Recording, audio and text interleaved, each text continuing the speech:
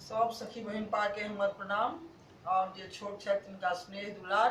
हम एक नचारी गाबि रहल छी, हम निर्मला मिश्रा, ई हमर बहन पा, दुनू आदमी मिलकर एकटा नचारी गाबि रहल छी।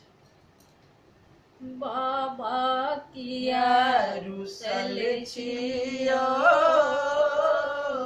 झारखंड में जाकर बाबा, झारखंड में जाकर बाबा किया रुसल छियो, बाबा किया रुसल छियो। अधम के तरलौं बाबा हमरो तारू यो, कतेक अधम के तरलौं बाबा हमरो तारू यो। एक कन डेरी तकियौ बाबा, एक कन